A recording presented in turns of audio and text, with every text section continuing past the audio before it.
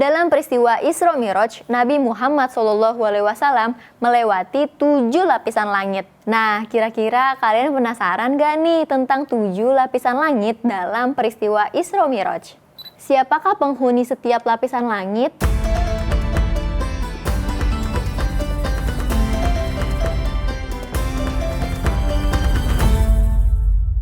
Assalamualaikum warahmatullahi wabarakatuh. Halo Sobat Vidivisi, jangan bosan-bosan ya, karena kalian bertemu lagi nih bersama aku, Alfia Sefira, tentunya dalam acara Muslimpedia, tempat kamu menemukan kisah-kisah Islami. Sobat Vidivisi, ngomongin perihal Isra Mi'raj, tentunya tidak lepas dari 7 lapisan langit yang berhasil dicapai oleh Nabi Muhammad SAW. Nah, kira-kira kalian penasaran gak nih tentang 7 lapisan langit dalam peristiwa Isra Mi'raj? Siapakah penghuni setiap lapisan langit? Penasaran dong pastinya. Yuk disimak kisah selengkapnya ya Sobat Vidivisi. Isra Mi'raj merupakan peristiwa besar yang dialami oleh Nabi Muhammad SAW. Wajib hukumnya untuk setiap muslimin mengimani dan meyakini sebagai suatu kebenaran dari Allah Subhanahu wa Ta'ala. Pada peristiwa itu, Nabi Muhammad bertemu dengan Allah Subhanahu wa Ta'ala dan mendapat perintah menjalankan sholat 5 waktu sehari. Nah, Sobat Vidivisi, dalam perjalanan bertemu Sang Pencipta, Rasulullah ditemani malaikat Jibril dengan mengendarai buraq. Buraq yaitu hewan putih panjang, berbadan besar, melebihi keledai dan bersayap.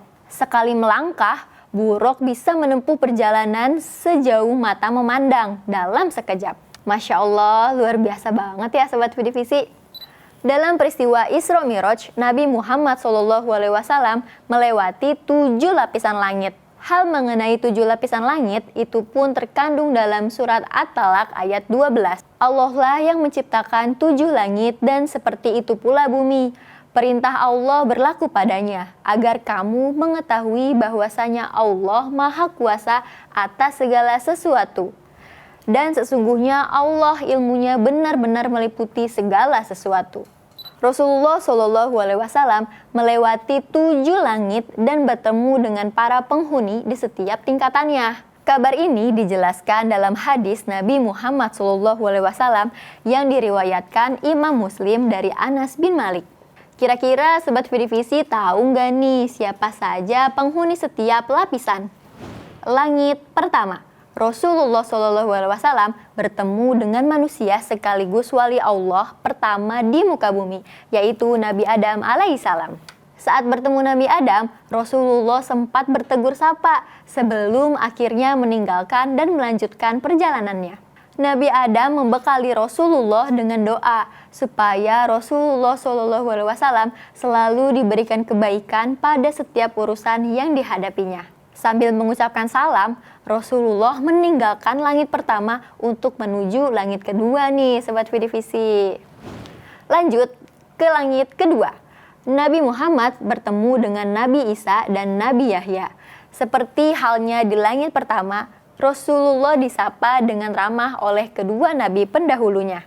Sewaktu akan meninggalkan langit kedua, Nabi Isa dan Nabi Yahya alaihissalam juga mendoakan kebaikan kepada Rasulullah. Kemudian Rasulullah bersama malaikat Jibril terbang lagi menuju langit ketiga. Di langit ketiga, Rasulullah bertemu dengan Nabi Yusuf, manusia tertampan yang pernah diciptakan Allah Subhanahu wa Ta'ala di muka bumi ini. Dalam pertemuannya, Nabi Yusuf memberikan sebagian dari ketampanan wajahnya kepada Nabi Muhammad. Dan juga di akhir pertemuannya, Nabi Yusuf memberikan doa kebaikan kepada Nabi terakhir itu. Masya Allah, keren banget ya Sobat Vidivisi. Kemudian di langit keempat. Pada tingkatan ini, Rasulullah SAW bertemu dengan Nabi Idris, yaitu manusia pertama yang mengenal tulisan dan Nabi yang berdakwah kepada Bani Qabil dan Memphis di Mesir untuk beriman kepada Allah Subhanahu wa Ta'ala. Seperti pertemuan dengan nabi-nabi sebelumnya, Nabi Idris pun memberikan doa kepada Nabi Muhammad supaya diberikan kebaikan pada setiap urusan yang dilakukannya. Lanjut, langit kelima. Kira-kira Nabi Muhammad SAW bertemu dengan siapa nih Sobat Vidivisi? Yap, Nabi Harun. Nabi Harun yang mendampingi saudaranya. Nabi Musa berdakwah mengajak Raja Fir'aun yang menyebut dirinya Tuhan dan kaum Bani Israel untuk beriman kepada Allah Subhanahu wa Ta'ala. Nabi Harun terkenal sebagai nabi yang memiliki kepandaian berbicara dan meyakinkan orang-orang. Di langit kelima, Nabi Harun mendoakan Nabi Muhammad agar senantiasa selalu mendapatkan kebaikan pada setiap perbuatannya. Setelah bertemu, kemudian Nabi Muhammad melanjutkan perjalanannya ke langit ke-6. Nah, di langit ke-6, Nabi Muhammad dan Malaikat Jibril bertemu dengan Nabi Musa alaihissalam, yaitu nabi yang memiliki jasa besar dalam membebaskan Bani Israel dari perbudakan dan menuntunnya untuk menuju kebenaran ilahi. Nabi Musa alaihissalam juga terkenal dengan sifatnya yang penyabar dan penyayang selama menghadapi kolot dan bebalnya perilaku Bani Israel. Selama bertemu dengan Nabi Muhammad, Nabi Musa menyambut layaknya kedua sahabat lama yang tidak pernah bertemu. Sebelum Nabi Muhammad pamit meninggalkan langit ke-6, Nabi Musa alaihissalam melepaskan dengan doa kebaikan. Dan di langit ke-7 ini, coba tebak Nabi Muhammad bertemu dengan siapa?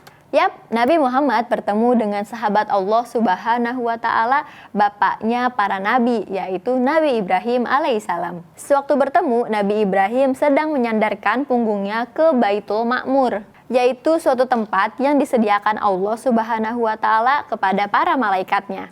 Setiap harinya tidak kurang dari 70.000 malaikat masuk ke dalam.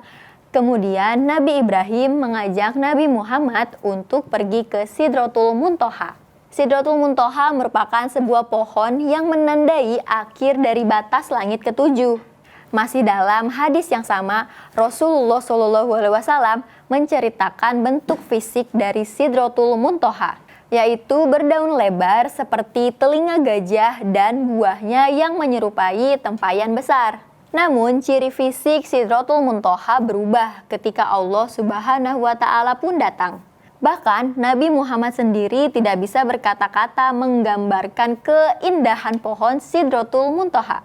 Pada kepercayaan agama lain, Sidratul Muntaha juga diartikan sebagai pohon kehidupan. Di Sidratul Muntaha ini, Nabi Muhammad berdialog dengan Allah Subhanahu wa Ta'ala untuk menerima perintah wajib sholat 5 waktu dalam sehari. Masya Allah, sungguh perjalanan yang sangat menakjubkan ya Sobat Vidivisi. Semoga dengan kisah tersebut bisa menambahkan keimanan kita terhadap Allah Subhanahu wa Ta'ala. Amin, amin ya Rabbal Alamin. Nah, itu dia Sobat Vidivisi terkait 7 lapisan langit dan penghuninya dalam peristiwa Isra Mi'raj. Sampai bertemu ya di episode Muslimpedia selanjutnya. Aku mohon maaf kalau ada salah-salah kata dalam penyampaian karena kesempurnaan hanya milik Allah Subhanahu wa Ta'ala. Dadah, wassalamualaikum warahmatullahi wabarakatuh.